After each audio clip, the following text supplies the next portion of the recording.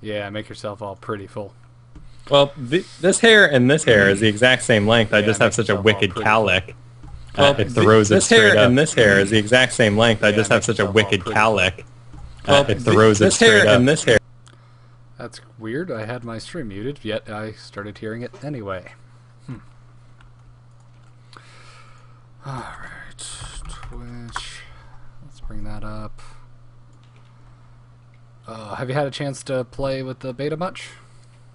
Yeah, I've gotten quite a bit of play in, actually. Good. In case you notice, I have not been on WoW.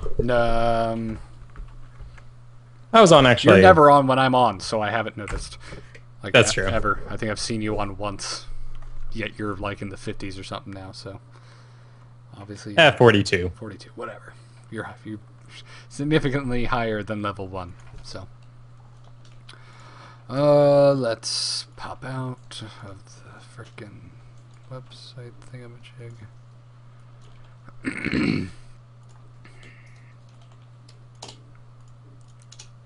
And scale down to 30%. Alright.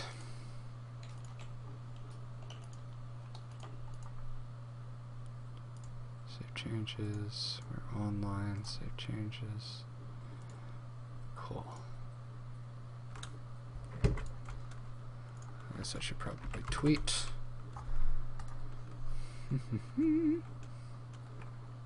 I just twatted.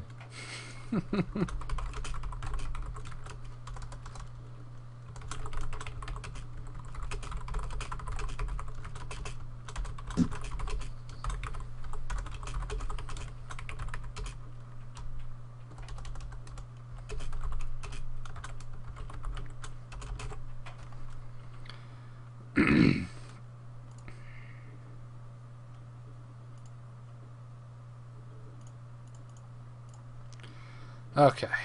It has been tweeted. Twat. Whatever you want to call it.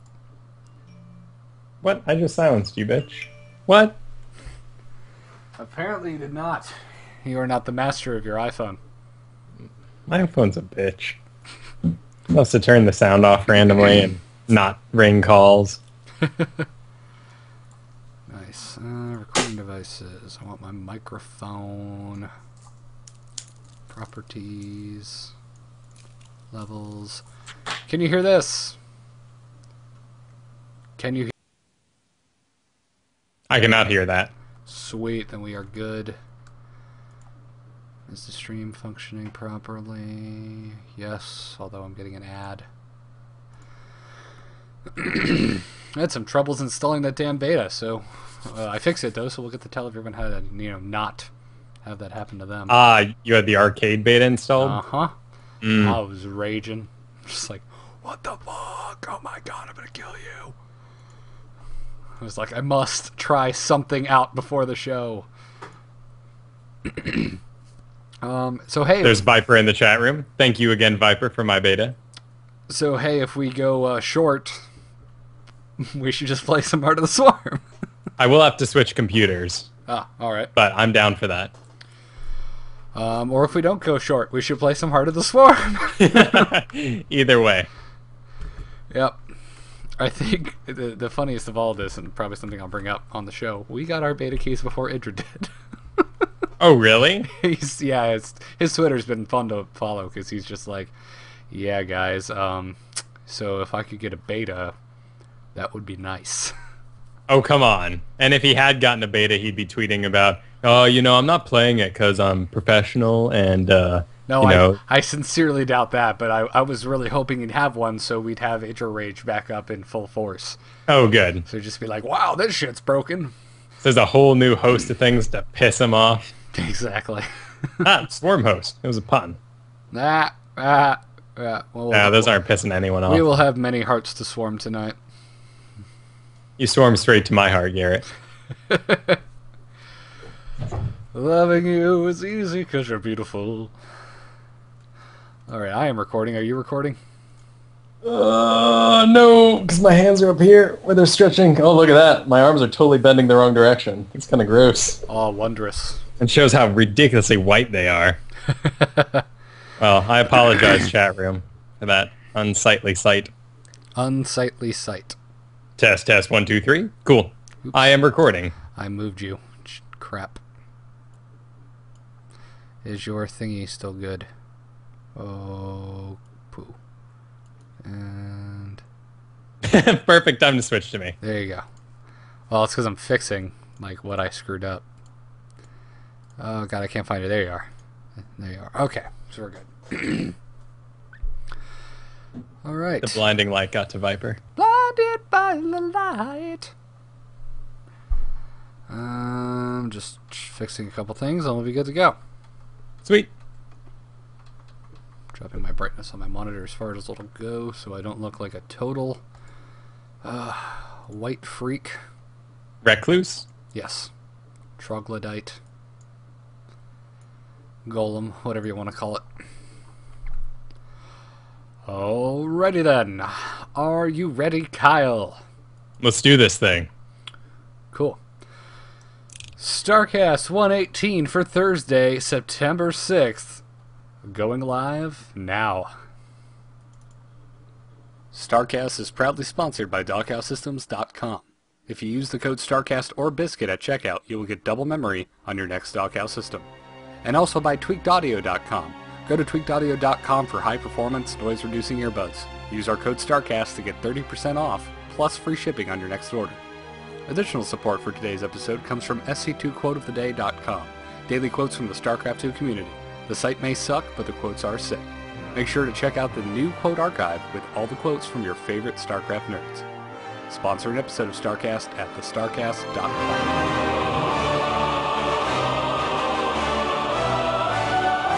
Hell, it's about damn time for StarCast. Incoming transmission.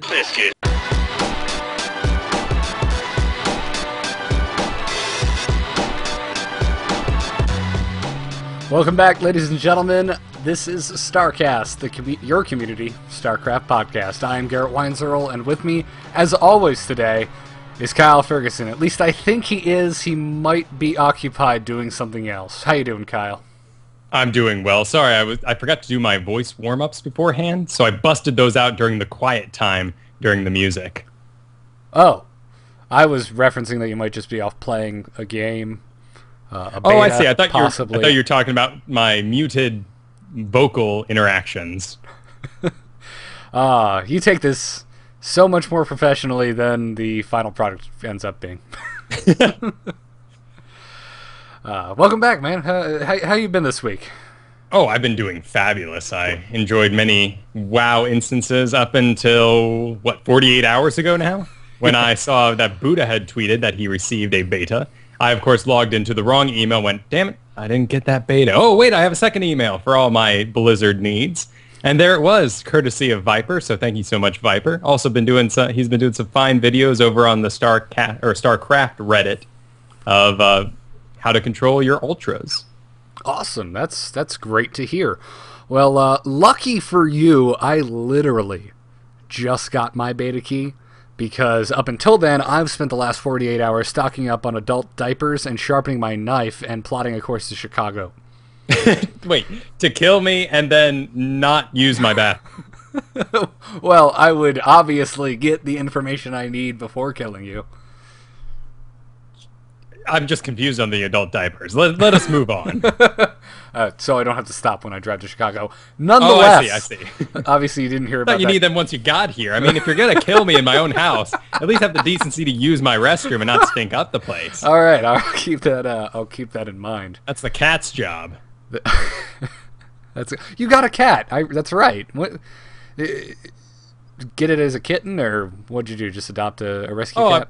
He was a kitten. I mean, he's 6 months old, but he's huge. Oh, he's like gotcha. a Maine Coon ragdoll mix. Oh, nice. So he goes all limp when you pick him up, and he's adorable. Named him Carthonassi after the love interest for the females, anyway. In Knights of the Old Republic, the original Xbox game. Gotcha. Still have never played it, so I wouldn't have caught up on that. But yeah, back when you had to work for relationships in a BioWare game.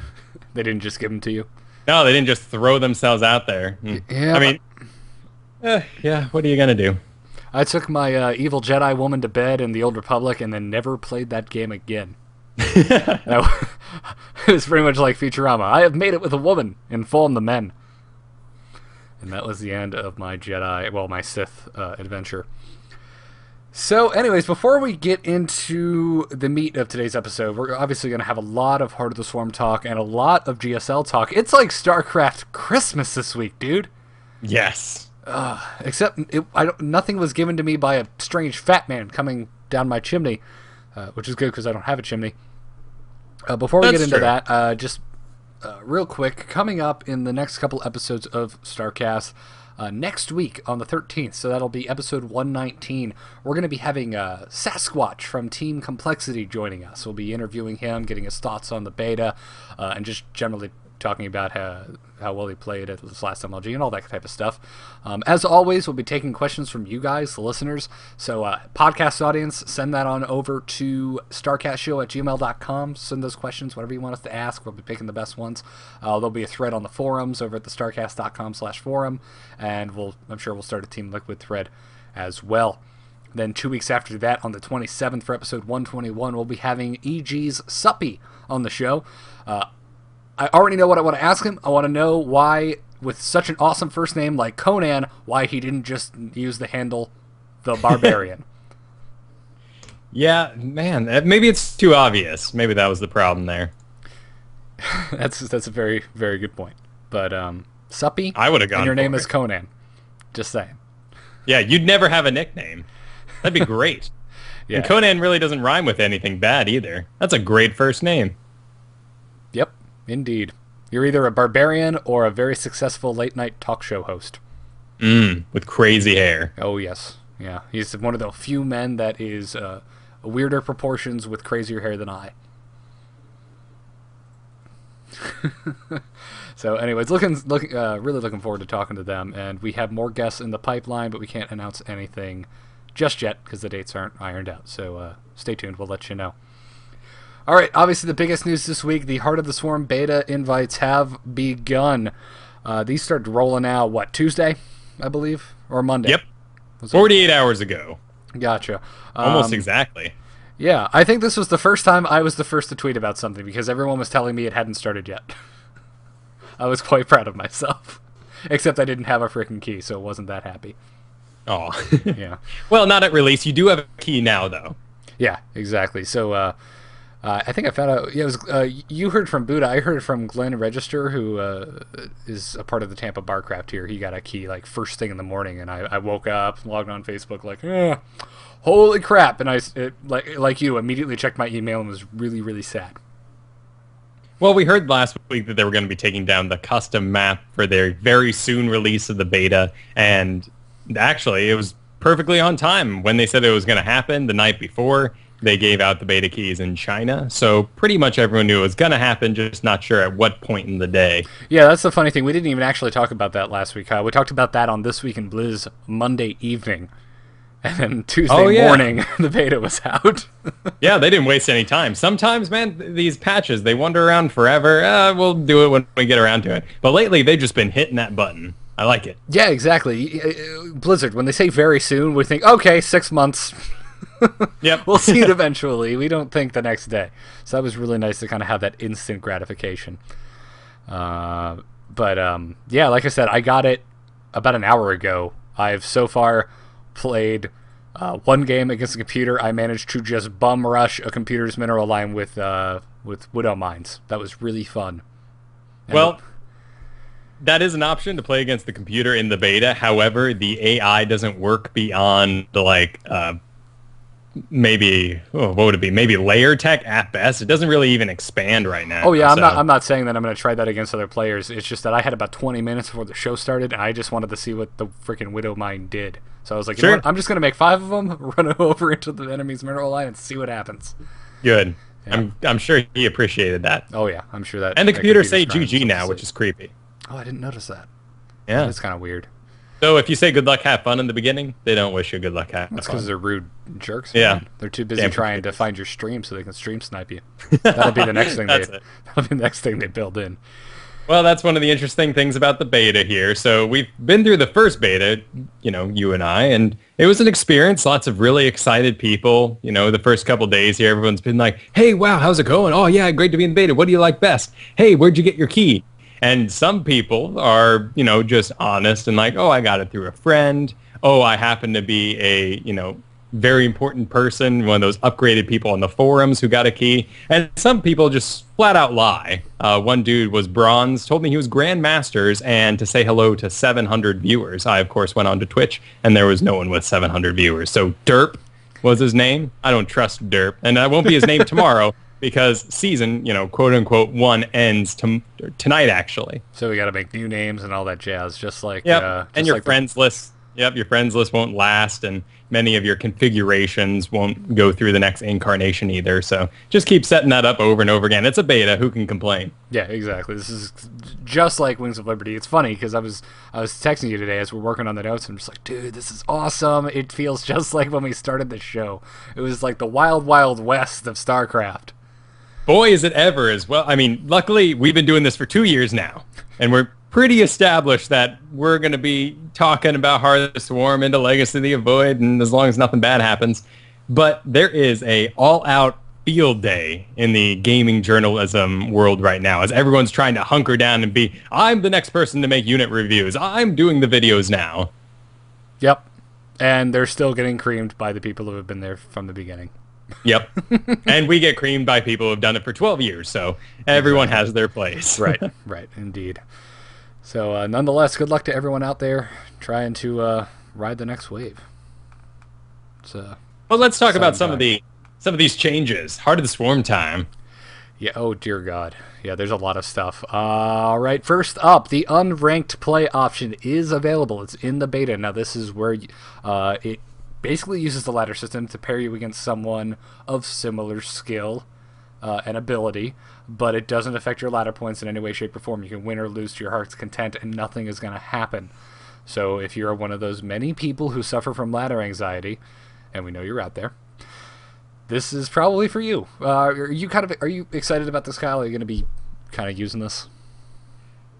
It depends. I feel like it will be a very good tool when I come back after a while, and let's say I get up to high platinum again, hopefully higher, and I've been gone for a while. Sure, this is a great option, and platinum would be a perfect place to use this. However, there is some confusion as to what makes an unranked match at the moment. Are you playing from a pool of anyone who wants an unranked match? Well, that seems a little insane. Of course, Blizzard is going to allow you to play someone in your similar skill. Does that mean if I make a fake account and go all the way down to bronze on purpose to mess with people, and I use an unranked game, am I playing against unranked bronze people, and therefore I'm not gaining or losing points based on my horrible, absolute raffle stomps of these people? So there are some, things that are being figured out. Granted, the pool of players in a beta isn't huge enough for too many things to be taken advantage of, but we'll see how this goes. Yeah. But bottom line, you're going to use it so when you waited a while is the answer to my question. No, I probably won't be using it. I really like the rank system. I like knowing that I'm going to fight someone who is of my skill level. And almost never, I can think of a few instances where I've been like, whoa, that dude totally stomped me. There was no way I was going to win that. So I'm very happy with the hidden system that they have. But this unranked play option, we'll see what's behind the curtain when that comes out. Yeah. The next, there's so many changes. Scan range indicators for you and your opponent have been added. So this is basically when a Terran scans, you see an actual hard dotted line for how long your sight is instead of the kind of center spinning yellow graphic, which is still there. But then you can see far beyond that. Now it shows you exactly how far you can see. I kind of like that. Yeah, and it's really good as an opponent to a Terran because you can actually see these lines and you get to go, well, he saw it. There's no more of that awkward oh, shoot, Jimmy, let's run behind the bush here. Did he see it or did he not see it? I'm not sure. Yeah, clearly he saw the infestor sitting there or whatever was burrowed. There's no need to try to hide in the other corner. I like to think that my infestor and my Hydra just start just violently making out like Moss and Roy from the IT crowd. So quick! They don't get caught. Exactly. Just or like James Bond, but that's a little more sensual. Yeah, it's not too nerdy, hairy dudes. Not that I like to watch that type of stuff. Speaking of making the game kind of easier to understand, I would argue that maybe too easy. Worker counts on the hatchery, your command center, your nexus have been added, as well as on your gas buildings of your respective races. Come now, sir. Too easy? This is the most wonderful thing I have ever seen. I thought that I had saturated mineral lines before, but I was dumb, sir. I was sitting at like 16, 18. Like, that's about where I stop. I can't believe I was doing this. When you get that 24, and that's just on the minerals, and then you have 6 in the gases. Oh my goodness, your income is incredible. And this really showcases that. If it does go away, I'll be super sad. I mean, why make people put forth the effort? Oh, I'm so pro, I can make a box and count real quick. Sure, why not just have it on there? I think it's a great tool. Fair enough. I would say before you could always click on your refineries or whatever your gas building is, and it would tell you how many are on it. Sure, that's your gas. I almost wish they went that route as opposed to just mouse over and see it. Just that, one extra click. Oh, so it's at least taking up a bit of your APM, as it were? Right, exactly. Because, I think you should have to try to be that efficient. And currently there's no effort whatsoever.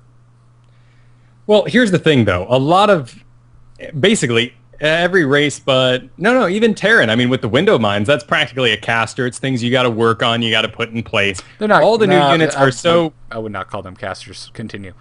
But I'm saying there's more intensive things now to be doing mid-game than going back to your base to look at your mineral saturation. Why waste the time when you can use that energy towards other things? And that means our games are going to be that much cooler to watch and see because they're not wasting time counting minerals.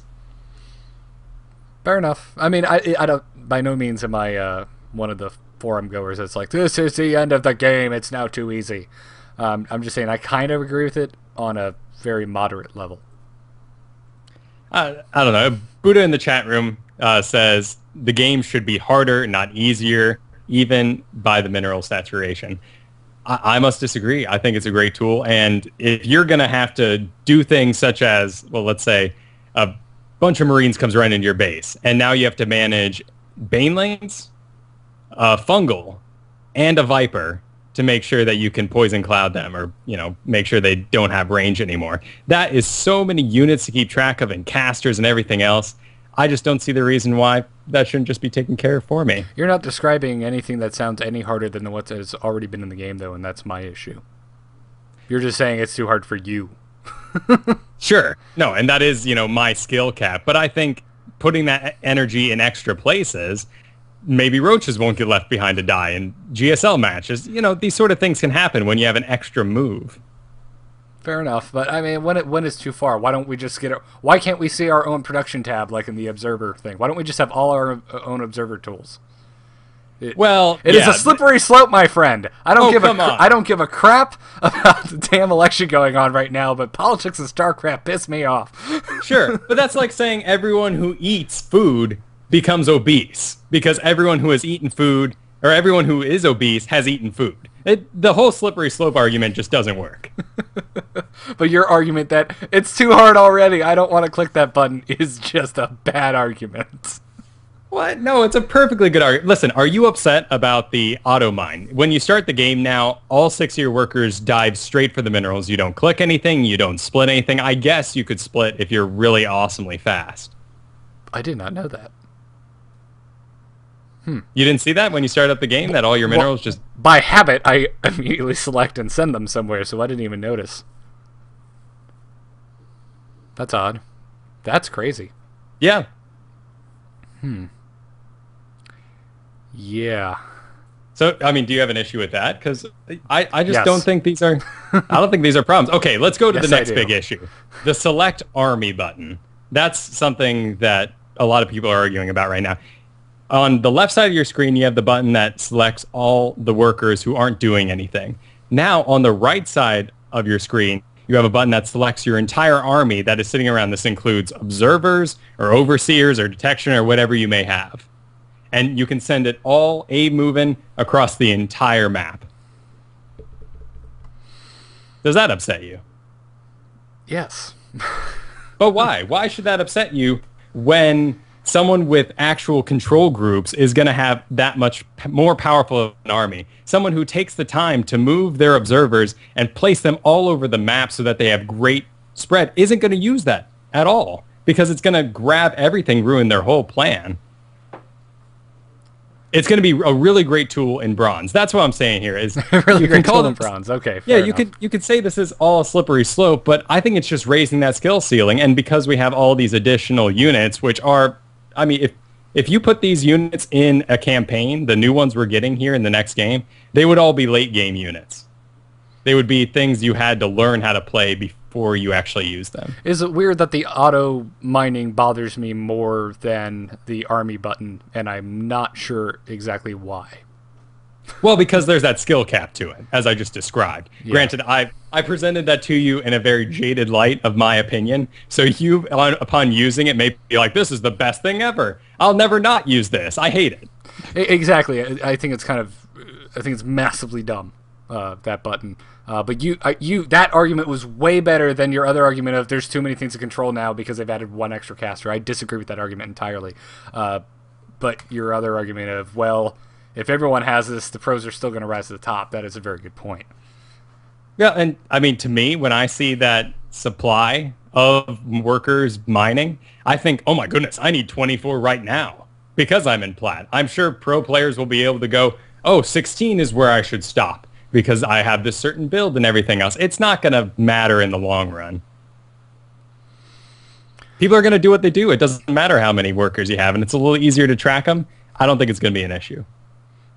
Fair enough. Agree to disagree, I guess. Sure.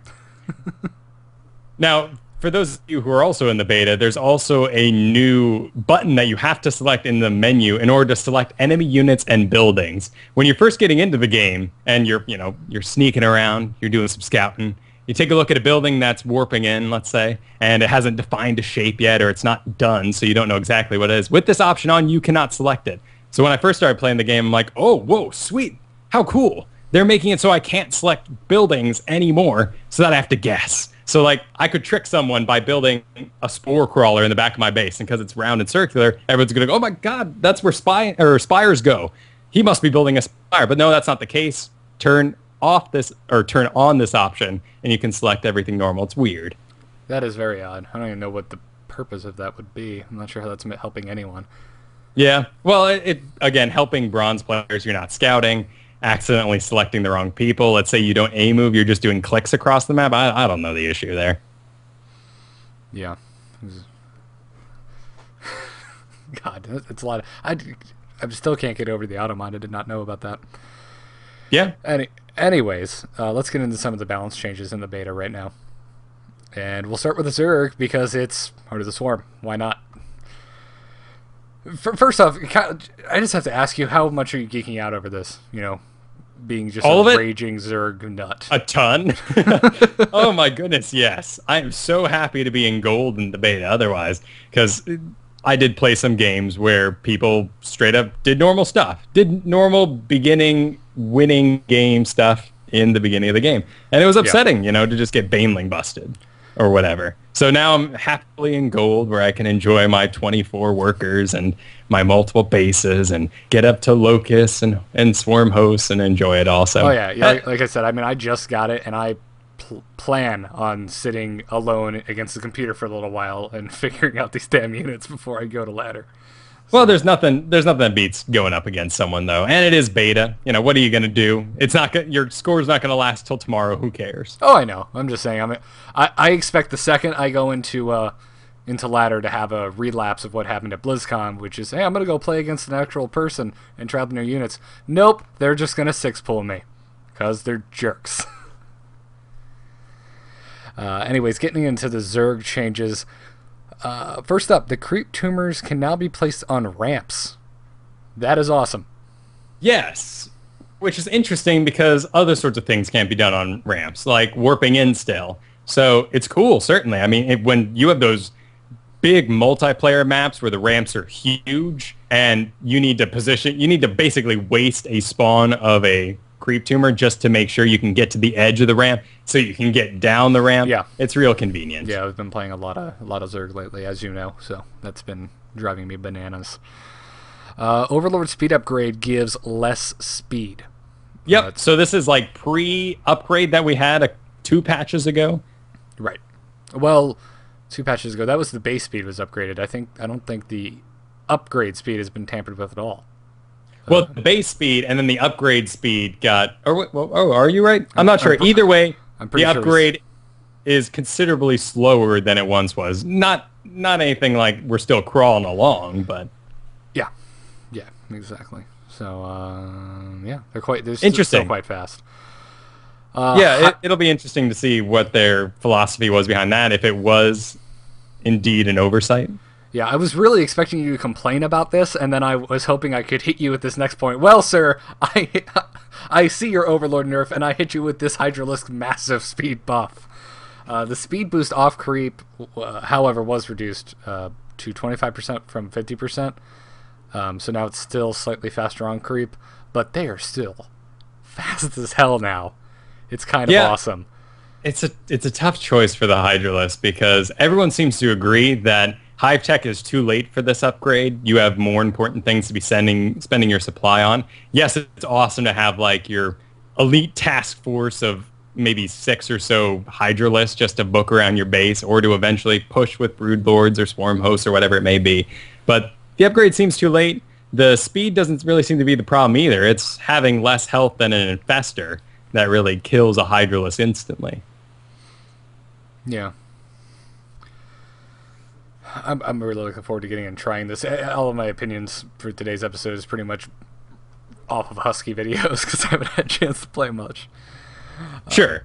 And I enjoyed some mass Hydra against Terran, believe me. I got a Nidus Worm into the base, and when you can get right behind those Swarm Hosts with the Locusts pushing forward, it's beautiful. I mean, Locusts are basically as strong as a Roach, and you have infinite spawning of them over and over again, so you can have a great time with a couple of Hydralisks in a Terran game. Oh yeah, I believe it. The Viper movement speed has been increased from 2.95, which originally was 2.25, so pretty substantial movement speed increase. I remember at BlizzCon thinking they were pretty freaking slow.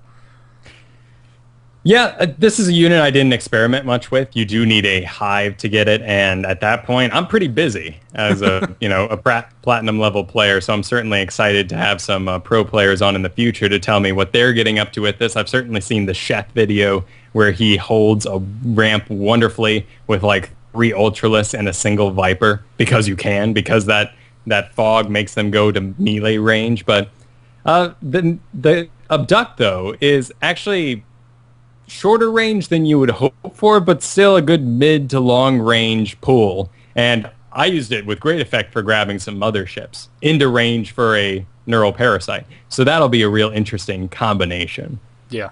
Have you caught the daily from last night? It was day 9 playing Sheth.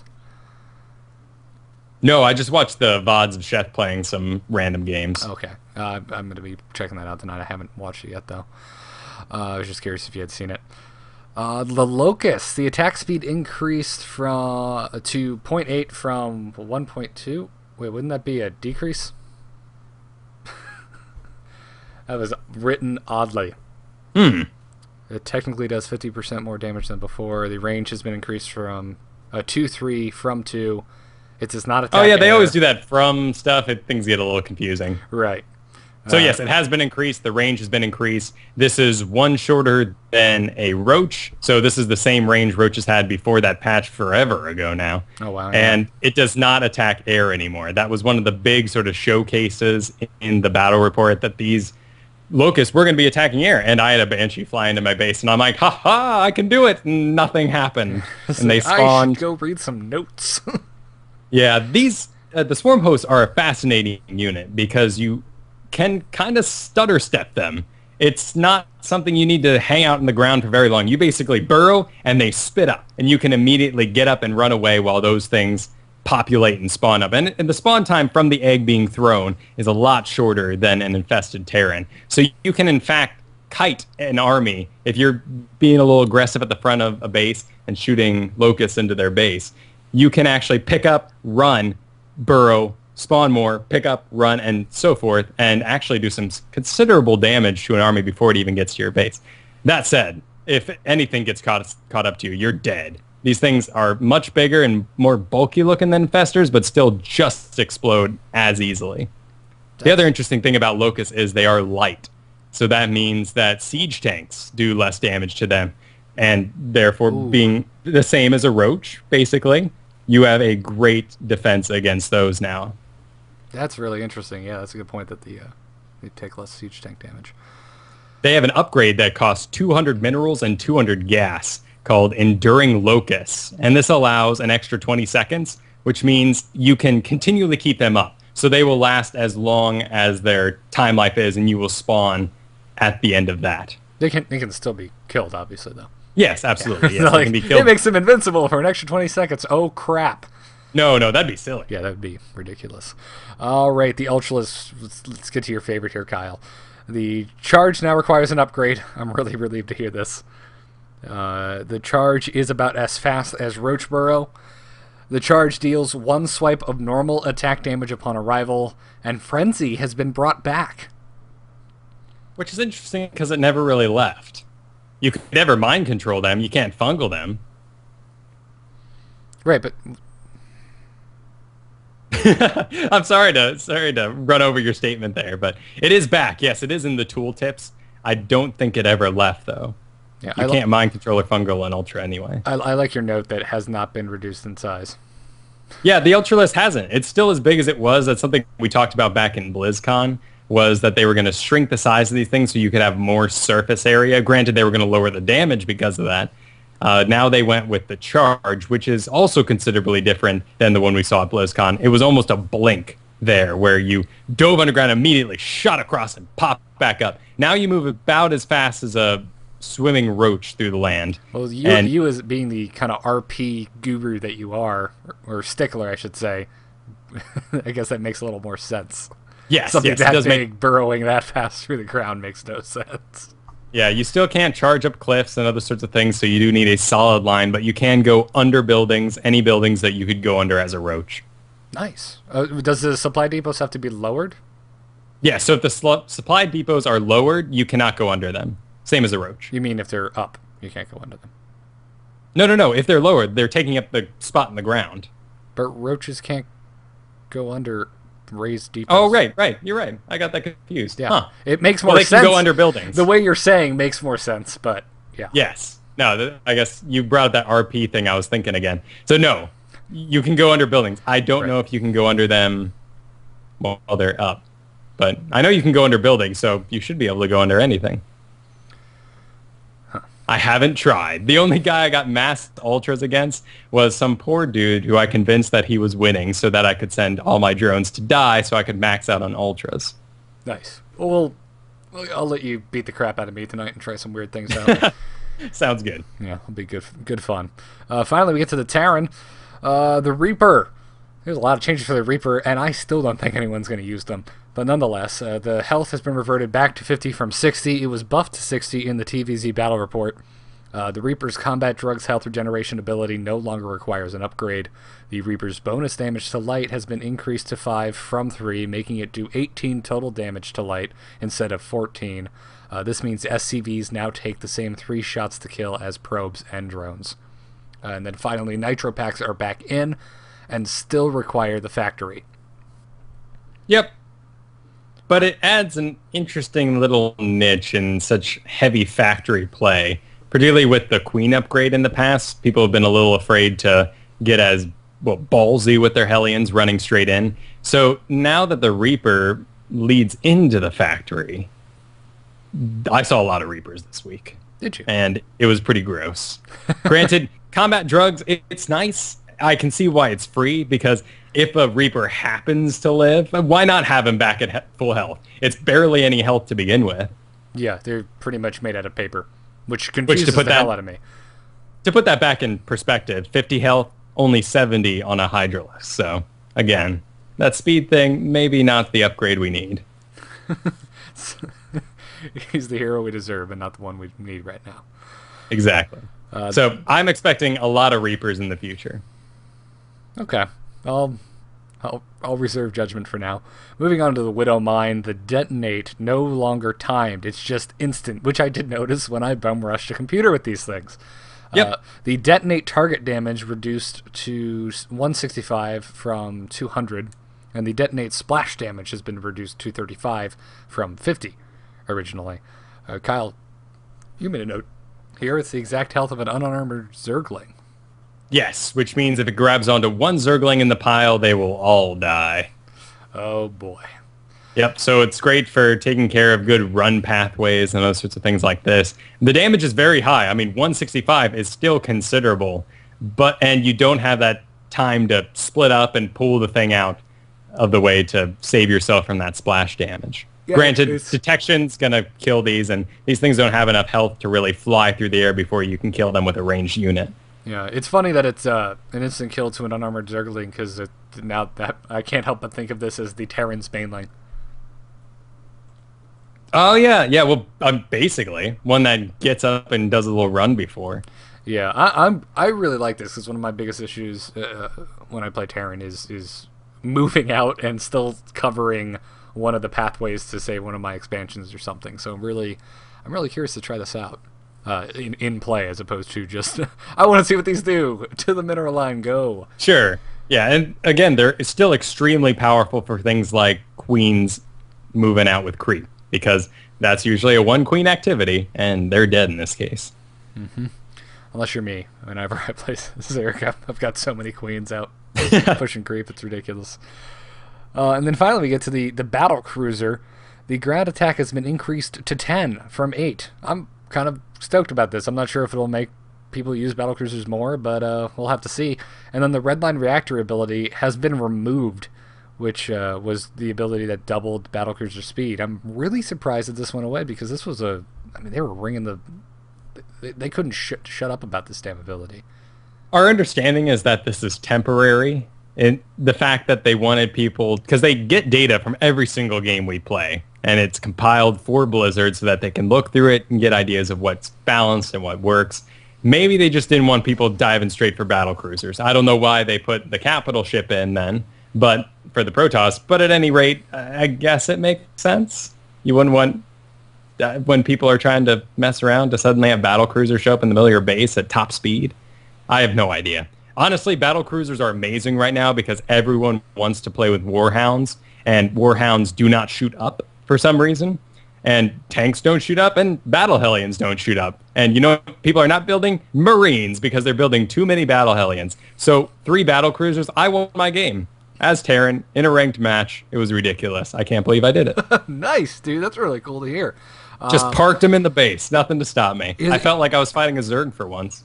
Yeah, you mentioned the scale not being reduced on the Ultralisks.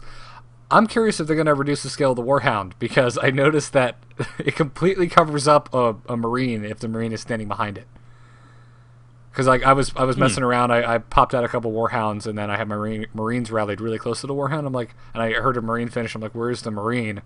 Where the hell is it? I moved the Warhound, and there he was. So they seem, well, no, they seem awkwardly tall for the unit they are. It seems an odd complaint as a Zerg player where I always have these flying fat asses hanging out over my units. I guess that's a good point. Anyways, moving on to the Protoss. Well, what's your overall thoughts on the Terran here? Well, like I said, I'm probably the biggest surprise here is the removal of the battlecruiser speed increase, because I was really excited to kind of play around with that. Sure. That was my goal. When I sat down and played the build at BlizzCon, that was my goal. I was like, I need to get a battlecruiser out. I want to see how the speed thing functions. But overall, I'm really happy with the changes to the Widow Mine, because when they had the timer, watching those battle reports, all I kept thinking is these are useless. They're not hard at all to see what it's stuck to. The timer takes way too long. Everyone's just going to move that one unit out. True. So I'm really happy about that.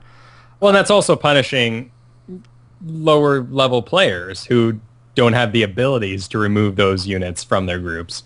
While it sucks to have this instant explosion happen in your units, I mean, you have the Raven. If you want to run away from something, we can still do it. Just get some Ravens out. At least it makes it different than a Seeker Mine. Yeah, exactly. Or Missile, excuse me. Seeker Missiles, yes, there you go. But yeah, I'm really happy with the Widow Mine, especially since you can't even make these darn things until you have an armory up, so... Yeah, well, and all the units here are very mid-game / transition into late game. So the beginning of the game, all around for all the races, doesn't look any different. Granted, it looks different in the beta because most people aren't attacking each other then, but still mostly unchanged. Yeah, well, all the units that are being tweaked with anyway are mid to late game stuff. But I mean, the Battle Hellion, you can get that really easy, really early. Yeah. So as soon as your factory's up, you can just start popping those out. Right. Well, we'll go on to the Protoss now. First up is the Oracle. The Cloaking Field ability has been removed. It has been replaced with the Revelation ability that reveals enemy cloaked units within a targeted area. Sounds a lot like a scan.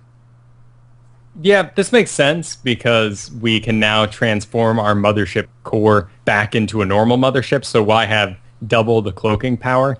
But now we still have this Revelation ability with preordain at the same time. So we have one ability that gives us sight on a building and lets us see what it's building, what it's working on. And now we have another ability that you select the ground, and for a time you can see cloaked units in that area. They also can't, you can see them if they burrow, and they can't cloak is what the tooltip says. I'm not sure if you can cloak you're just seeing or if you actually can't cloak at all. I highly doubt it's that one, but the tooltip's still a little confusing. Either way, new caster unit, 2 of the abilities are just for sight, which seems odd when you have the robo. Granted, the point of this unit, the Oracle, is so you don't have to get a robo. You can go air and still enjoy, protection from invisible felons.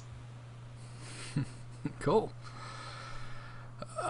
So yeah, then that was the change to preordain. And then finally, 75 health per shield on minerals. Yep. So I've heard some people complaining about the Oracle, how it's too big of an investment to actually do enough damage. It does get countered really easy. I mean, one of these flies into your mineral line, and most likely they're wicked fast. They're about as fast as Mutalisk. So they're just going to tear through all 3 of your bases. Just 1, 2, 3 shields on everything. First time it happens, it sucks. Your income's just going to stop completely, and you're going to have to do something about it. If you have an army, you can destroy them quite easily. 75 health isn't that much. But what you're most likely going to do in this first sort of out of the Stargate unit, you're going to just build a spine crawler there to help take care of it. But now you're wasting a drone, you're wasting more minerals, you've already stopped that mining time in the first place. So actually, these are doing considerable damage. My only problem with that Oracle, again, is the weird sort of doubling of an ability that gives sight and then the same ability that kind of lets you see cloaked units. Why not make them one? I know that's a little powerful, but there should be a cooler spell on a spell-casting flying robot. Yeah. I agree. On the subject of the minerals, you don't need to worry about having to attack it, Kyle. I'm sure next patch they'll just put in a button and you just toggle it on and all your workers automatically attack it anytime it happens. Well, right now it actually makes the harvesters are under attack noise, whatever that may be for your race. So you might have small heart attacks during these games when you think suddenly things are in your mineral line, but they're not. Yeah. It's merely... So hopefully there's a tooltip change or a sound there. Your minerals have been blocked or something to make it a little more sane. Yeah. It's funny you mentioned that because I've been playing so much Zerg lately, and I now have a new roommate. He can't get over the freaking Zerg overlord voice or whatever it is that yells at you when things are under attack. He's like, "How do you understand what that thing is saying?" So every time I'm trying to play, and he's just over there like, I'm just like, yeah, dude, thanks. Moving on to the Tempest after my roommate woes. It no longer does bonus damage to massive. The regular damage has been reduced to 30, down from 45. The attack speed has been increased from to 3.3 from 6. Again, that's lower than 6. Who wrote this crap? It's reduced to 3.3 from the previous 6. Wait a minute, you're right. It says increased to 3.3 from 6. Weird. Well, what you're going to do, this is probably just, we got this from our forums, and this has been continued to be compiled over the past 2 days. So I'm sure some spell checking went through there. Yeah. The movement speed's been reduced 1.88 from 2.25. So these things move really slow. Yep, they're not going anywhere too fast. No, we should have them and a Broodlord and an unupgraded Overlord all race. And the Mothership Core. Oh, yes. I see what you did there. And then Gravity Sling upgrade allows for 10 range, which increases it to a total of 22 range. Yep, massive range. You can fire well out of the sight. Granted, if you want to hit anything important, you might have to move in close enough where something could get you. So the main community reaction to all this is that damage is too darn low, it moves way too slow, and everyone's throwing a pretty big fit that 3 Corruptors can pretty much single-handedly take this thing out, no problem whatsoever. It doesn't even look like a fight. So, again, this is kind of like, I built a Thor, back in the original Wings of Liberty beta. I built a Thor. Why did it die to a bunch of Zerglings? Well, those are things that counter it, dude. You got to bring stuff along to protect it. Granted, yes, much like Broodlords, you want to put them out flying around somewhere so that nothing can get under them, but inevitably, a bunch of Vikings are going to come through and tear it up, unless there's some infestors or something else hanging out underneath it. So I think it'll have its place. I highly doubt they're going to do some heavy changes to the Tempest in between the next couple of weeks because it has its place. I think it's cool. I still think the carrier should be back. I don't think it's a replacement for that. That is the kind of the community outcry I agree with the most, is that I'd really like to see that kept in and tweaked to where it is actually something we see used. And the ridiculous part is now there's a lot of incentive to go Fleet Beacon, and they're taking out the freaking carrier. So yeah, the main one is because you're sitting there with an unwrapped present basically the whole time, the Mothership Core. Right. And you want to turn into a mothership at some point. You're probably going to build the Fleet Beacon to get that. And you might get a carrier. You could get Tempests. I'm just not sure what point in the game you would say, now is the time I go Tempests. Yeah. Because it's kind of a long-range super artillery harassment unit that would be good all game. So, well, this is where the amount of time everyone's had logged on this beta so far really comes into play. We've only had it for 2 days. Not a lot of pros have it. I don't even think Edger's got a key yet. I've been following his Twitter. It's very funny listening to him kind of like, come on, what the hell? I qualified for your World Finals. What else do I have to do to get a beta key? Yeah, but on the flip side of that, everyone would be giving him crap anyway because they'd be like, hey, Intro, you should be playing Wings of Liberty. Don't you have a tournament coming up? You're wasting your time. So I haven't seen any of that because there's been a lot of pros playing this game. I know, isn't it funny? Everyone beforehand, even when we talked to Sir Scoots, he was like, I bet you right now at home they're not sitting there playing any of their crazy other games or custom maps. They're playing 1v1s. And I bet you they're all playing beta. Oh, yeah. Well, you got to figure a lot of them get money from streaming, too, and that's what a lot of people are going to want to watch. That's true. Every time I've checked Twitch the last 2 days, Heart of the Swarm has been well above Wings of Liberty as far as viewers. Yeah. So, nonetheless, we're going to obviously, the Tempest is going to be played with a lot. It's a brand new unit, and we haven't had a lot of time to really sit with it. And like you said, average players like us probably aren't even getting to that late game tech yet in the beta. Yeah, I saw these a couple times, but they just got smashed by Zerg anti-air. I see what they're trying to do. Like, the idea of this far-off sniper just taking out drones or picking off casters.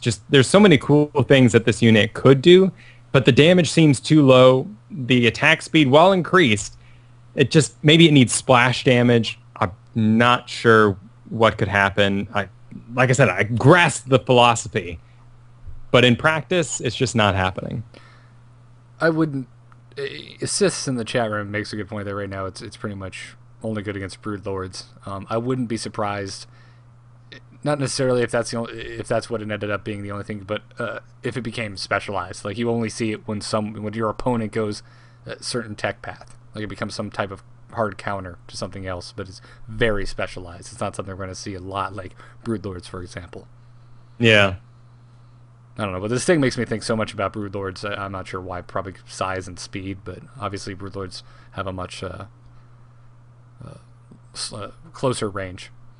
Well, I think it is because of Broodlords that we're getting a unit like this. Clearly, Brood Wars were so damn successful that the carrier in comparison was taken out.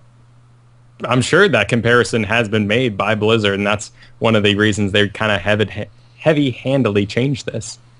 Yeah. Yeah. It is a cop-out, but it is also the truth. We're in beta. This is going to change a lot. Siths in the chat room makes a really interesting point that these were originally revealed to be anti-muta, and now they've completely changed. Oh, how can we forget, Kyle, that opening ceremony for BlizzCon, and they showed that they showed that split second of the Tempest like insta-giving like a cloud of mutas, and everyone booed. Granted, the metagame has changed a lot. Like, you don't just go mutas anymore and destroy a Protoss. Yes, you have to work harder than that now. Yeah, exactly. But it could change back. It's a cool-looking ship either way. Oh, yeah. Great design.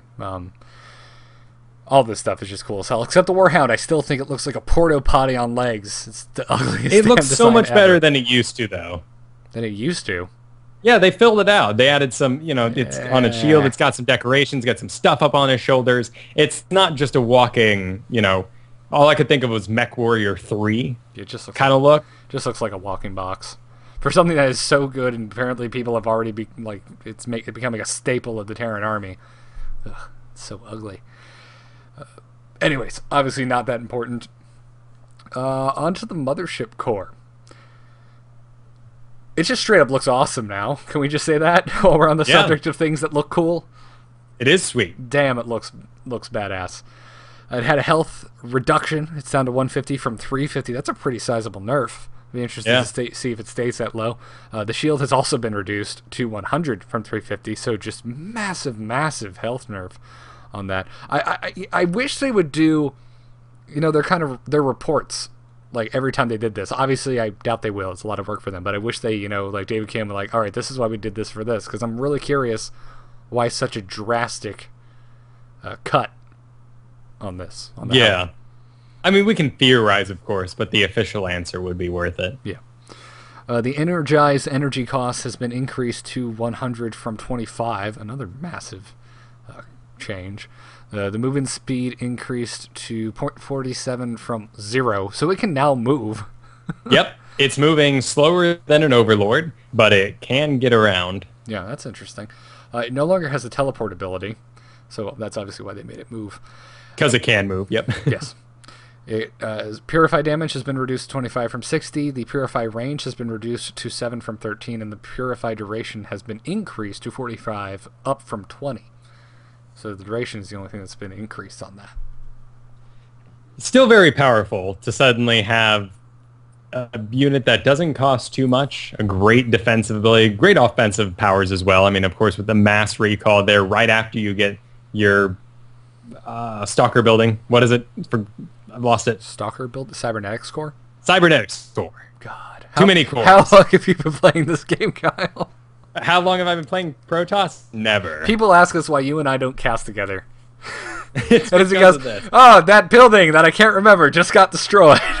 Yep. Oh, there are plenty of other people clamoring to cast as well. Yeah, I enjoy our little niche. Yeah, I like our talk show. It's fun. But yes, real cool. I mean, of course, when you energize the Purify, it suddenly starts glowing, having this ring of energy flying around it that it kind of launches these bolts off of. And the slow movement is pretty sweet looking because of that, but you're certainly not going to make your way, I mean, like I said, Overlord speed. There's no way if you're hanging out in your main that you're going to make it to your natural in time to defend anything. Yeah, you're going to have to do some really good scouting if you plan to have your mothership core moved to someplace else in time. So you still have, like I said, mass recall and the energize ability that allows you to restore the energy on a unit. So you can do the combos of like the instant cast storms that we talked about in the past. Yeah. And then finally, the mothership. The vortex has been reverted back to affecting both ground and air units from only affecting ground units. I didn't even know about that change. That's crazy. I'm not surprised it got switched back. And then the only other change is that it no longer has the stasis ability, which was a new ability that froze air units within an area around the mothership, including the mothership itself, for 20 seconds. Oh, well, that makes sense. I mean, if you were going to give it an anti-air ability and take away its vortex on air, You wouldn't want both. That's silly. And impossible, because apparently the mothership would have been frozen itself. Yeah. Well, you wouldn't be able to do both at the same time. So you wouldn't be able to freeze the air and then vortex the ground. Exactly. Yeah, this just seems a little superfluous. I would have been curious to see how it would have kind of panned out, though, in the long run. Yeah, it's cool, but vortex is the main ability, or the main reason that mothership has not gone away, like they were planning to back almost a year ago now. Yeah. God, yeah, it's next month's October, so yeah, it's been almost a year since BlizzCon. That's ridiculous. Oh, I wish there was a BlizzCon this year. I feel so empty knowing that I'm not going to California. I'm kind of sad. Yeah, it is a bummer that we're not going to have this big wave announcements. Granted, we're going to have Mists of Pandaria quickly followed by Heart of the Swarm here sometime. Mm-hmm. I mean, maybe even as soon as like Christmas. So I'm sure they're busy.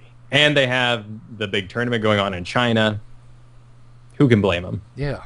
I'm not going to get together with my StarCraft peeps and get totally stupid drunk. Buddha in the chat room looking at you. Just online. Just online. Yeah, that's healthy.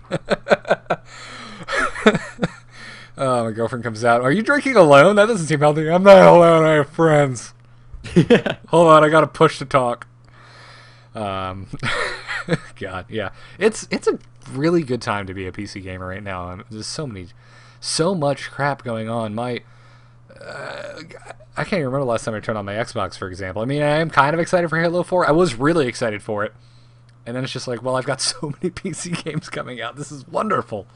Well, you also own a PC that can take it. So that immediately takes you away from consoles. You and I play mostly Blizzard games, so it's not like we need a PC that could take it. We could just dumb everything down. Blizzard games pretty much play on anything.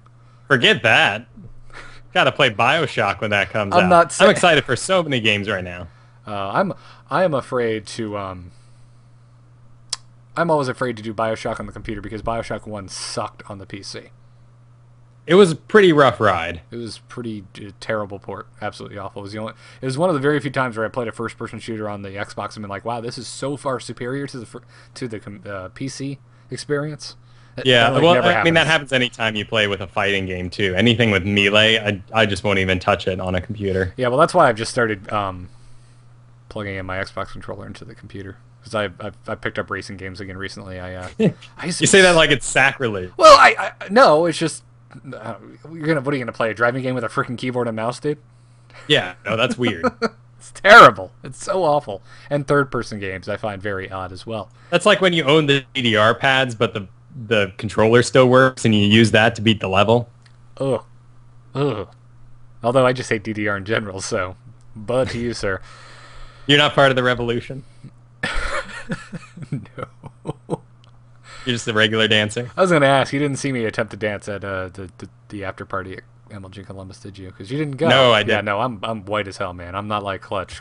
Clutch channels some type of inner, like, not awkward man sauce. I don't know what's going on with him, but yeah. No.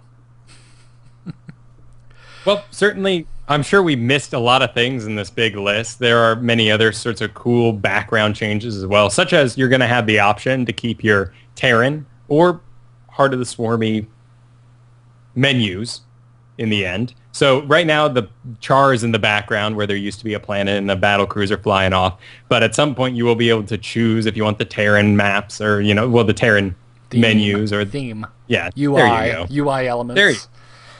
Yeah, So there's other changes like that, as well as things we may have completely missed here. So write us an email if you find out about those. Oh, yeah. Yeah, now is like the best time to hear from you guys, because it's fresh, it's new territory. We want to hear your I screwed up royally stories, all the funny, just weird crap that you've done so far in beta. Think Tanked in the chat room. You can send those to starcastshow@gmail.com if you have opinions, sir. Well, we've all got opinions. Indeed we do. So just real quick, you have any funny stories from over the last couple days of playing in the beta? Obviously I don't, but before we move on to the other big news of the week.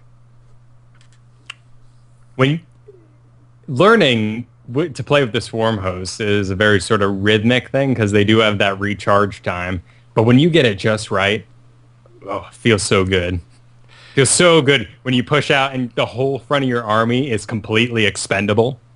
And the whole back of your army is where all the expensive stuff is, and you're just kicking ass. I mean, those would be the best stories of my week. Awesome.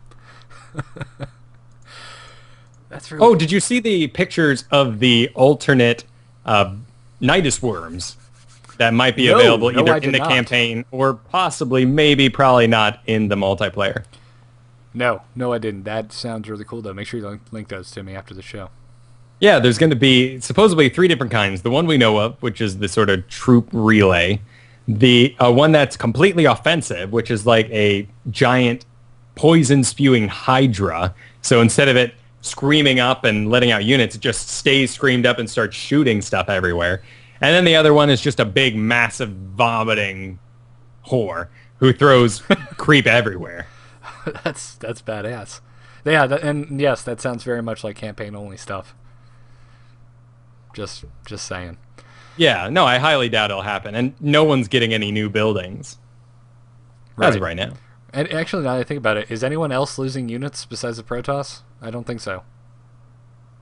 No.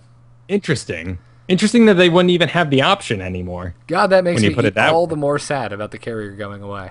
Yeah. I will trade destructible rocks for carriers. Make it happen, Dustin Browder. Yeah, well, the destructive was a collapsible towers now. They're neat. I mean, granted, the map pool right now is pretty weird. There's an awesome one that is like a Protoss spaceship, which is flying through space at wicked speed. Don't watch it too long. I get a little motion sick. But it's real cool looking. Only Protoss should play on it. There's also the ice levels. When the Ultralists are burrowing, they're cracking the ground above them based on what kind of map they're on. So that looks really sweet. Nice. But one of the maps in the pool for 1v1 is actually a double base to start with a natural expand. So you're supposed to, like, in your base, fast expo. Huh. Is it a large map or a small map? No, it's pretty big. And they've got some real small ones in there. They're clearly, wanting a wide variety so that they can test different situations out and kind of force those situations, such as fast expanding. It's all too tempting when you have one sitting right next to you. It's like best map ever. Yeah, except then you didn't even need to expand. Yeah, well, that's true. Just sit there and make carriers, which is all I ever used to do in Brood War. God, Yep. Never forget, man. Never forget. I would always play Earth Invasion, where I'd set all the enemies to Terran, and then I'd be the one Protoss. And then I'd just make carriers. And a billion cannons to defend myself. Cool. All right, well, let's stop geeking about Heart of the Swarm for a little bit here. Although I am just so damn excited. Can we just end the show right now? Why are we even talking? I just kind of want to go play. Can we do that? It is tough. Well, and you just got your keys, so that's real tough for you. I'm telling you, an hour before the show, I was just like, son of a bitch. But I'm real excited, and I know over the next couple episodes we're going to get to continue to talk about these things. So it's tough to say goodbye to, but that's all for now. Right, exactly. Anyways, big news. Other big news this week: the GSL Season 4 has started, and it is epic. This shit is on fire. The groups were released, I think, just after we did our show last week. We had a chance to take a look at that on This Week in Blizz on Monday. And just, dear God, every group is a group of frickin' death for the round of 32. I mean, usually we have like one or two that we call a group of death. And there's seriously, every single one of these, I really didn't know who was going to make it out. Yep, and we still don't know for some of them. Sadly, Yeah. I have to wait all the way till next Wednesday to see my man DRG throw down after his tough loss that could have been taking him back to his hometown last time. So Yeah, that's excited to see him play again and see how he's doing. And these groups are, of course, divided up by points so that people of similar skill levels are fighting each other. But that always leads to the odd situation where, like in Group A here, you have Seed, Suho Sin, Linak, and Parting. 2 Protoss and 2 Zergs. Right. Why not throw a Terran in there? Why is DRG in a group with only Terrans? Clearly that gives him an advantage. He doesn't have to train against anything but Terran. Granted, Bomber, Polt, and Gumiho are all going to be playing very differently. But still, it's odd that this sort of thing would even happen. Yeah. Also with Group A, you've got Linak, Parting, and Seed in a group with Suosin, who's relatively unknown. I was not familiar with him at all. And he's, upon looking him up, he's just consistently placed Code A for, like, ever. This is his first time in Code S. It's always fascinating when you find those people, and you're like, who the heck is this guy? And you look him up on Liquipedia, and you're like, I guess I should know. I apologize, player. Yeah, you just happen to be in the limelight and to my American eyes for the first time. Yeah, he played pretty stinking well though, especially in his first game against Seed. Have you had a chance to watch this? Because freaking game 1 though, which he did not win, freaking Seed's defense of Suishin's Baneling drops was ridiculous. The probe splitting was it was like figure skating. It was beautiful. I was like, oh my god, it's so wonderful. Like, I was just expecting 3 judges to be off on the side, like 3 Protoss judges, like 9.5, 9.5, 9. I don't know. The problem with figure skating, though, and gymnastics in general, is they perform these amazing feats, but then they stop and fart around with like a ball or a scarf for 10 minutes. I don't know that much about figure skating. I don't even know what you're talking about. But well, you know what I'm talking on the end of their skates, they have that, like, the pointy area. You've gone ice skating, right? Yes. As a matter of fact, I have the scars to prove it. And those are your brakes. And so you use that as, so, like, in figure skating, sometimes they, like, pop up on their brakes and do a little, like, la la la la, like, run across the ice. And it's just stupid. Like, I want to see you spin at top speeds. Anyone can do what you just did. Wonderful. I vote that you take up figure skating, Kyle. I would watch that. Oh, thanks. Yeah, that'd be beautiful. My flailing limbs, I would so impale myself. Yeah. So, it was, anyway, like I said, Suishin versus Seed was a really good series. Suishin, even took a game off Seed and did really well in Game 3. He didn't end up winning. But for someone who I didn't know who he was and I wasn't expecting him to do well, they played quite well. Yeah. But I was obviously most excited for Group C, so much that I haven't gone back and watched Group B yet. That's right, because Marine King was playing. Well, sure, and we also had a lot of pressure on a particular individual new to the GSL scene. Yeah, and I gotta say, I was quite impressed, because anyone who listens to the show knows I'm quite the naysayer of the Kespa players. Well, and that comes from our experience with them, which is not much at all, and they've been playing an outdated game in our modern taste. I would say for me, it's because they've been hyped to hell and back, and I haven't seen anything that impressive from them. For StarCraft 2, obviously. Anyways, yeah, Group C was MC, Jaedong, Curious, and Marine King Prime, all in that. So Jaedong, obviously the Kespa player, regarded as the greatest Zerg ever in Brood War. Yep. Just so many wins. This guy is a legend. And what better way to kick off your GSL tournament than going up against MC, one of the most consistent, amazing players that's currently in the StarCraft 2 scene. Yeah, he's solid. Yeah.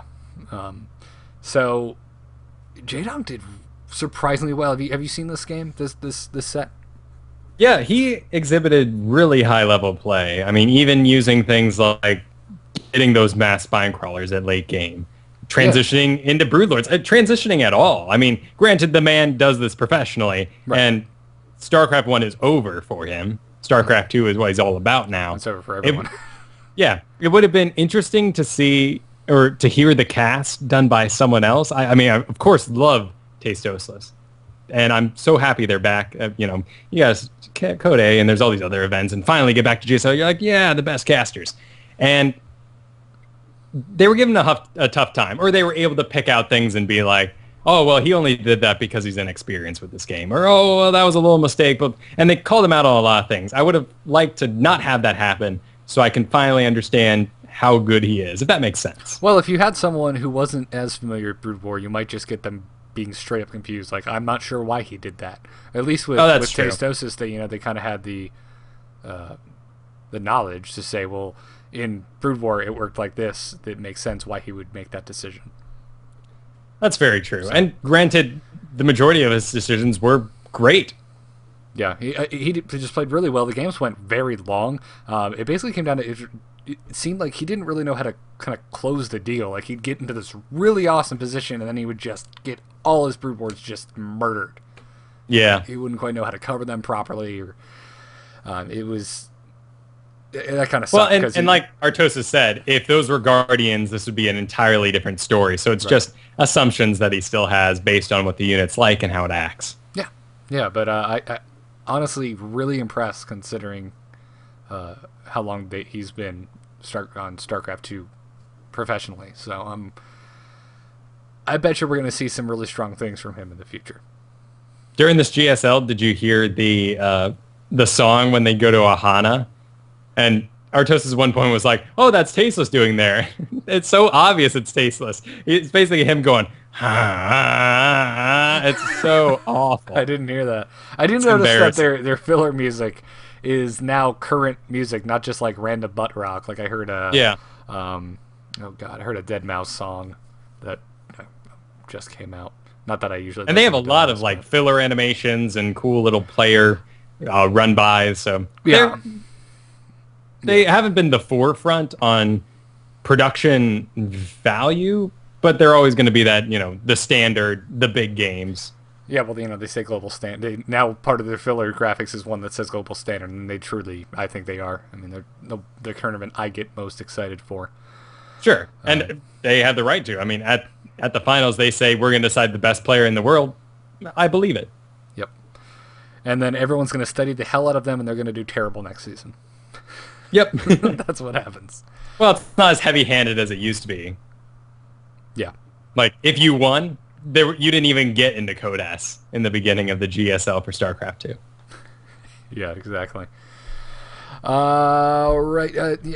Marine King obviously really stoked that he ended up making out of the group. Although, I gotta say, I'm not sure he's going to be able to make it out of the round of 16. He didn't look super strong.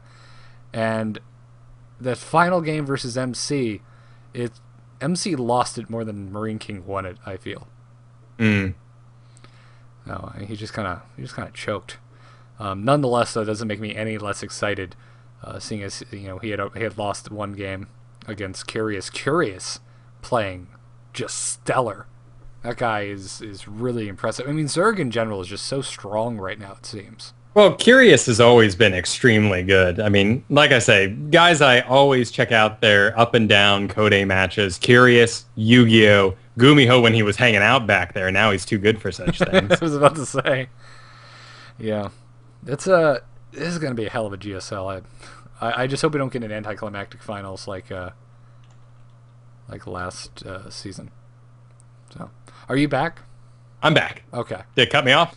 No, I heard you just fine. Skype just gave me the little error message, and whatever. We move forward. Damn Microsoft products. So, anyways, we have links to all these games. Nonetheless, you should just go to GoMTV.net and get a damn subscription if you're not currently subscribed, and watch this stuff, because it's going to be a fantastic series or season.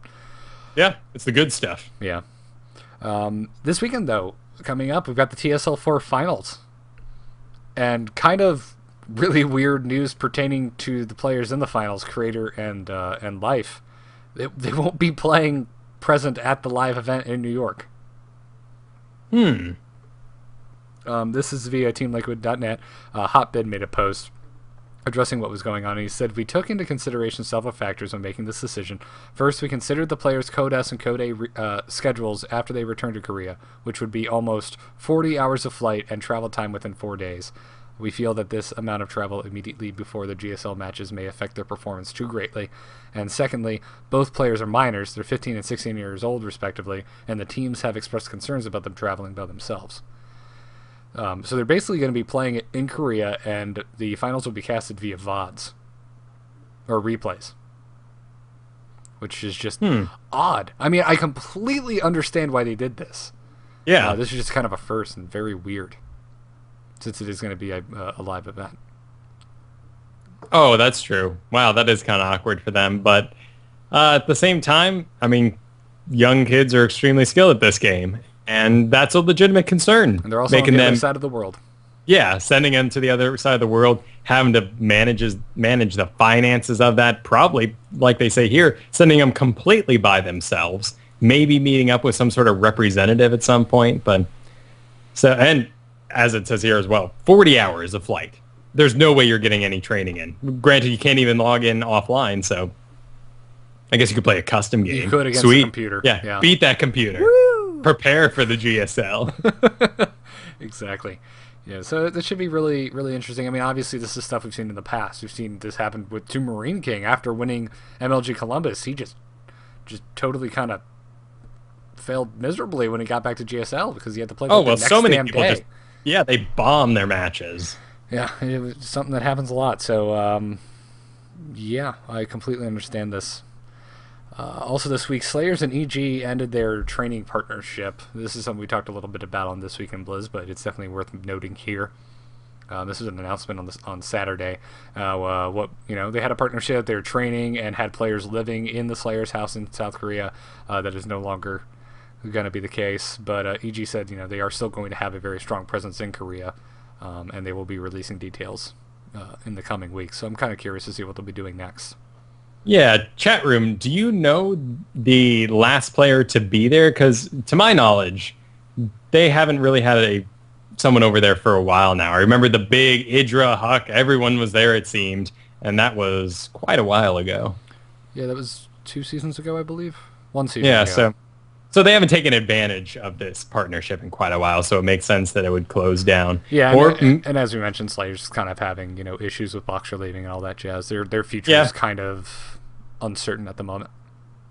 Yeah, too true. And knowing EG, when they end anything, something's in the works. Yeah. I mean, if any time anyone drops off a team, we all think EG's up to something. They're probably up to something. Yeah.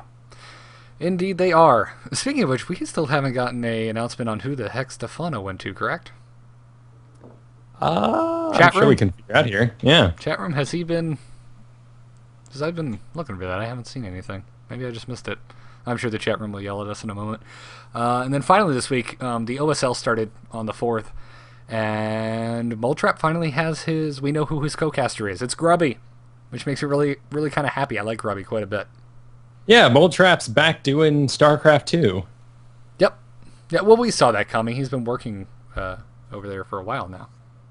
Well, sure. I mean, he's a natural choice when you're looking for another caster, and he has been busy with the League of Legends. I hear he's doing well there. Got his skills all worked out. Maybe made those flashcards we talked to him about some episodes ago. Oh, yeah. Yeah, that was a while back. Yeah, we should see if we can't get him back, and maybe after the OSL season's run its course, see how it went. Could be fun. All right. Well, dude... That is the big news for the week, which means we get to go play Heart of the Swarm. All right. Are we streaming that here? I guess we can. Is 2v2 in there yet? 2v2? No, it's only 1v1. Okay, so we're just going to sit there and beat the crap out of each other? We can have a gentleman's agreement if you wish. A gentleman's agreement. A gentleman's teching show. Gentleman's teching.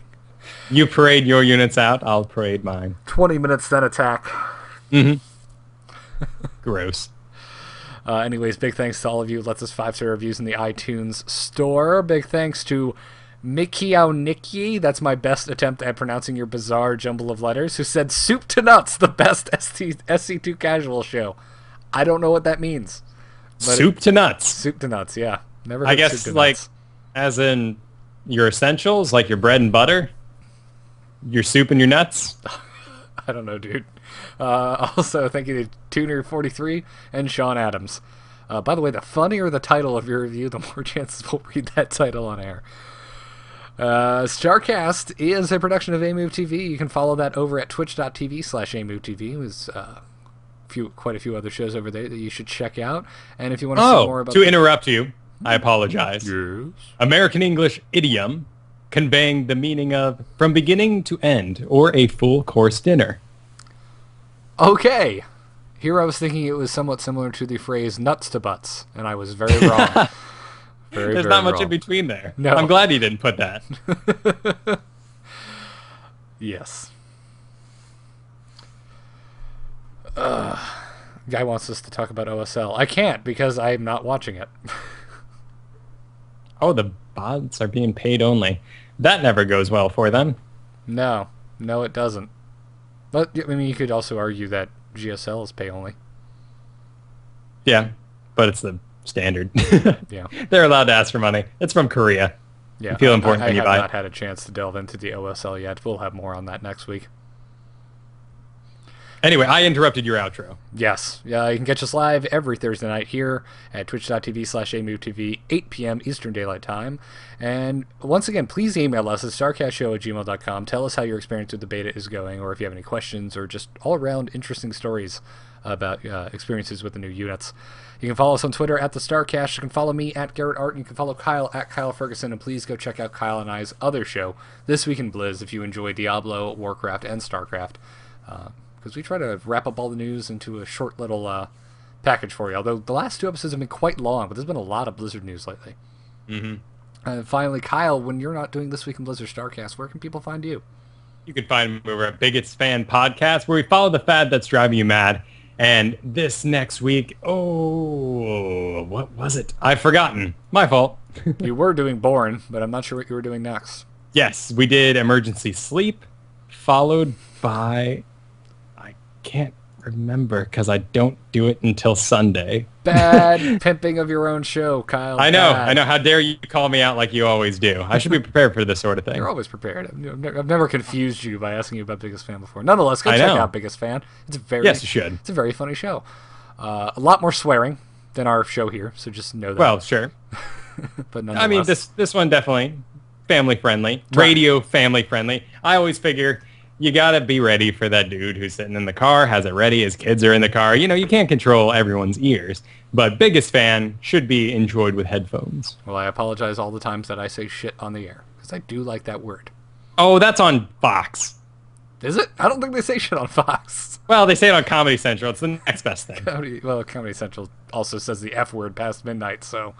Oh, well, the show only happens at 8:21 my time, so... Anyways, before we leave, big thanks to our sponsors that don't care when we cuss, DoghouseSystems.com and TweakedAudio.com. Our code for both of those is StarCast. It'll get you double memory on your next gaming rig over at DoghouseSystems.com, and it'll get you 30% off plus free shipping on your entire order of just awesome noise-canceling earbuds from TweakedAudio.com. Go check them out. They're fantastic sponsors. So, and like I said, they support us despite the fact that I like the S word. How many people did you say you would play guitar and sing for if we got to in the chat? 300. Oh, okay. Well, we got halfway there tonight, 155. We actually peaked at 200. Oh, well, thank you, everyone, for coming out. Yep. Started dropping like flies once we stopped talking about Heart of the Swarm, though. Understandable. People probably went, well, I'm going to go play Heart of the Swarm now. Indeed. Well, thank you guys very much for tuning in to the live show. Extra thanks to all of you guys over in the audio format. I don't know why I gave you extra thanks, but I just felt like being nice to you guys, because usually I just yell at you for not watching the live show. So I thought I'd be nice. All right, guys, we'll see you next week. I'm sure I'll have a lot of stories about how hard I suck with the new units, so make sure you tune in for that. And most importantly, tune in for our interview with Complexity's Sasquatch. We're really looking forward to talking to him. Sasquatch has been found. He does indeed exist. Have a good week, everyone. Take care.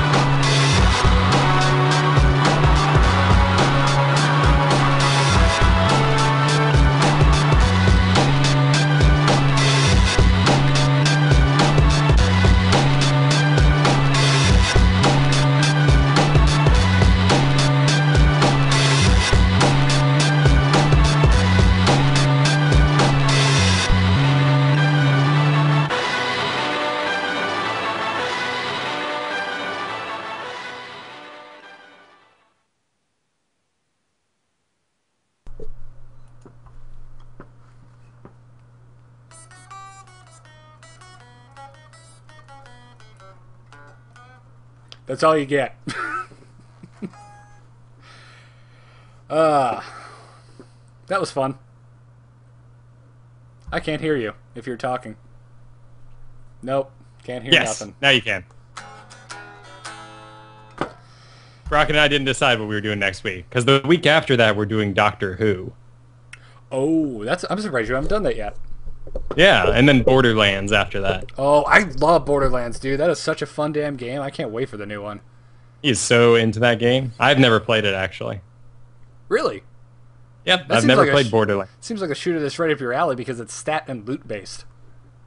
Well, that's actually why I avoided it. Really? It's the Diablo of shooters. I love it. I would actually Yeah. argue that I like it more than Diablo.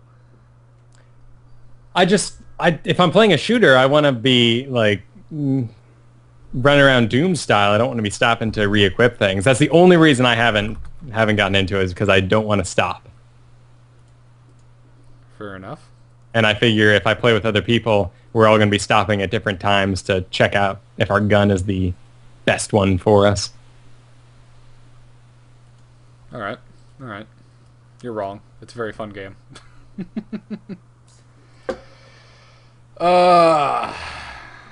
Thank you very much, chat room, for stopping by. So, shall I play some games? Yeah, are you going to be streaming this? I'm debating. I kind of want to just play it in private. Sure, understand. I mean, I'm going to have to get off this mic anyway, so might as well just see you in the world of tomorrow. Yes, why not? Cool. It's relax time. I'm trying to think if there was anything I wanted to yell about at the end of the show. Oh, have you guys done Biggest Fan Breaking Bad? No. We have not, actually. That's a good idea. I humbly request being a guest for that. You are so into that show. I love it. I like it more than Game of Thrones, and I love Game of Thrones. Game of Thrones was sweet. It was a badass show. Yeah. You had to convince me a lot to watch that, actually. Yeah, God, dude, wasn't I right, though? Isn't the show I know. freaking amazing? I was like, well, I don't know. The monster's going to show up to like halfway through. But actually, yeah, that was a damn good show. But Breaking Bad just had its mid-season finale. They're going to wait an entire year to show the last 8 episodes ever. I saw that. And God, the frickin' cliffhanger. Oh! You know what I was upset about Game of Thrones, though, is how short we spent in the Tower of Shadow or the Hour of Twilight or the Warlock's Tower. That was disappointing. Got built up for like 3 episodes, and then we were already done with it. And then she just lit him on fire. The end. Yeah, I openly laughed in the final episode. I turned to Kate and I go, did he forget they were dragons? Well, they were young, you know. Yeah, and they were supposedly not able to breathe fire yet, and the whole thing was when they were with her, they were more, and together they were more powerful. And, I don't know. I thought it was overall a very good finale. Especially her. Well, I thought one of the strongest scenes was her journey, the trials of the tower when she got to see Call and her unborn child. Yeah, that was such a shame. Such a shame. Yeah, I gotta say, got a little misty eyed. Call was like one of my favorite characters. I'm so pissed he's gone.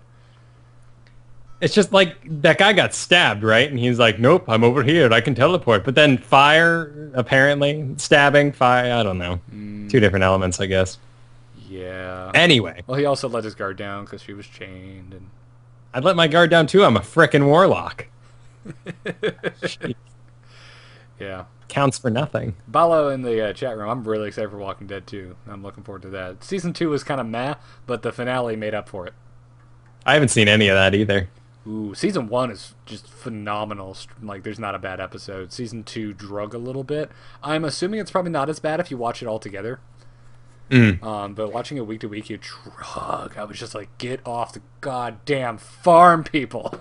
Yeah, that's definitely a problem when you watch those sort of thing. I mean, even Legend of Korra was pretty rough when you're like, oh, is this just a fart around episode? Come on, it's time. It's go time. Oh, have I told Season you I ending. finally started watching Avatar? You did? We got, I think, 1 episode left of book 1. We've been watching 1 or 2 episodes every night with dinner. Oh, good. So you're enjoying it. I've always kind of enjoyed it. It was just kind of hard to get Katie into it, but we're okay. We're out of shows at the moment, so we're giving it a shot. I gotcha. We actually started watching Samurai 7. Haven't seen that or heard of it, for that matter. Well, it's based off the Seven Samurai, the old black and white Japanese movie, where a bunch of farmers have to go to a city, get 7 samurais to defend their town from bandits. Except for, it's anime. So the samurai, of course, can cleave entire airships in half. And there are airships. The bandits are, like, in mechs. So it gets pretty ridiculous, but it's well justified. Wonderful. Well, nothing's too ridiculous for me. My favorite anime is Fooly Cooly, so. Oh, that's true. I love that South Park scene they do. South Oh, yes. Yeah. Well, that's one of my favorite damn things about that anime is, whoa, Kyle's all of a sudden yellow. Jaundice. They would just have guest animators come on the show. So it was like this weird animation jazz. Oh, They interesting. would I just didn't know kinda that's how riff. they did it. Yeah, if you noticed in all 6 episodes, there's like a scene that's a different style. Yeah. Yeah, that's why. Huh. They would bring in guest animators or have like guest studios do a scene. That's what I really liked, the mix they did with Samurai Champloo. With the music and the rap and the style. Oh, I haven't watched that either. I think that's on Netflix though. Isn't it horrible when you're watching one of your favorite old anime series and there's just that episode that they gave to some crap artist? Yep. And you're like, oh, this is crap. The rest of this looks great, but this is crap. Have you watched the redone Evangelion films? I haven't actually at all. All of them still aren't out, but I watched the first one and it's friggin' beautiful. Well, I got my heart broken. I picked up the first 3 discs that came out for the new Hellsing when they redid that, 4 years ago, 5 years ago? Like OST or whatever it is. Yeah, and that was really sweet. And then slowly, again, turned into random crap. And, huge sexual undertones. But it's vampires. What are you going to do? Yeah, You just reminded me of like one of the few scenes I have seen from Hellsing. And yeah, there wasn't a sexual undertone. It was just straight up creepy sex. I remember thinking, this is an awkward goddamn scene. At least, we're adults now. It was my voice cracks. We're adults now. We're adults now, yeah. Live away from my parents. I had like the worst fucking breakout of pimples this week since high school. Oh, I'm like, no. what is this? That's crap, dude. Don't drink soy milk if that's what happened. I don't drink soy milk. I freaking hate that stuff. It tastes like crap. Well, it has estrogen in it, so it can cause you to break out. Wonderful. That would explain Yep. my boobs as well. Yeah. All the soy milk. I've just been so emotional. That's why I almost cried during the Khal Drogo scene. I was drinking soy milk. Yep. It's not instantaneous. I know. It's a joke. I hate Your girlfriend comes in, can we talk? You're like, yes, let me down a glass of soy milk. I just love you so much. Oh, God. Okay, well, this has gone tragically off topic. We're going to end the stream now. Everyone have a good night. Thanks for hanging out, y'all. Tune in to This Week in Blizz this Monday. I'm sure we'll talk about way more Heart of the Swarm since I'll have a chance to sit down with it. And if you're in the beta, there's still the StarCast channel, as well as in Wings of Liberty. So hang out in the StarCast channel. That's all it is, just StarCast. No spaces, no nothing. Hang out. Cool people. Yep. Cool place. Cool guys. Hots. All right, guys. Have a good night. Thanks for sticking around.